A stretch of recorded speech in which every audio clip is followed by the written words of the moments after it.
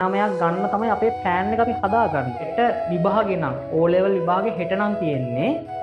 අද අනිවාර්යෙන් රෑ 12ට වා නිදිය ගන්න එපා. දවසින් දවසයි කාලේ නාස්ති කරන් යන්නේ ඔයාලා. හරි එහෙම වැය කියනනම් පුතේ මං කියා දෙන්නම් කොයි විදිහට යන්න කියන එක මේක කරන්න පුළුවන්. මොකද ජීවිතය හදන ගණිතය හසරංග අමරසිංහ 9ක් ගන්න තමයි අපේ ප්ලෑන් එක අපි හදාගන්න ඕනේ. එතකොට ඒක එකපාර ඔළුවේ පුරවගෙන හරියන්නේ නැහැ. සබ්ජෙක්ට් 9ක් පාඩම් කරන් තියෙනවා.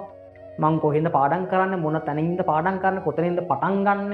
එහෙම අපි ගිහිල්ලා හරියන්නේ අපි මේක මේ දින සති 20ක් තිබ්බට ඔයාගේ පුතේ ඕක දිනවලින් ගත්තොත් දින 150ක් තියෙනවා. ඕක ඔයා පැය වලින් ගත්තොත් ඊට වඩා කාලයක් තියෙනවා. මම පුංචි කතාවක් කියන්නම් ඔයාලට. දැන් ඔයාට හෙට විභාගේ නම් O level විභාගේ හෙට නම් තියෙන්නේ. අද අනිවාර්යෙන් රෑ 12ට වා නිදිය ගන්න එපා. නැත්තම් නිදි පරන් කියලා කියන්න බෑනේ. දැන් වෙලාව 9යි.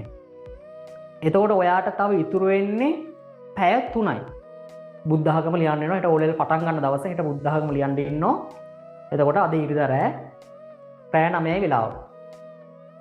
තව පැය 3ක කාලයක් තමයි ඔයාට ඉතුරුලා තියෙන්නේ මේ මොන දේ කරන්නත්. මොකද කාලේ හෙට එක්සෑම් එක එක්ක නොයා ඉන්න ඕනේ නැත්තම් කරගන්න වෙනවා. ඒතර තව පැය 3යි තියෙනවා. ඒතර ඔය පැය 3ේදී ඔයා කරන්නේ වැඩි ටික කරගෙන යන්නේ අනිවාර්යෙන්ම ඔයා හිතනවා මේවා එනවා මේ පොයින්ට් එක එනවා ගාථා ටික මේ ටික හොඳට බලා ගන්නවා. අන්තිම පැය 3 ඔයා වැඩ කරන විදිහ මෙනෙහි කරගන්න. එතකොට ඒ මොහොතේ ඔයා ඉල්ලන්නේ නෑනේ මට තව දවසක් වැඩිපුර දෙන්න. හැබැයි ඔයා කියන තව මට එක දවසක් වැඩිපුර තිබ්බනම් මේ වැඩේට මම අනිවාර්යෙන් මේකට ඒකක් ගන්නවා කියන එක ඔයාගේ ඇඟට දැනෙනවා මේ වෙලාවට.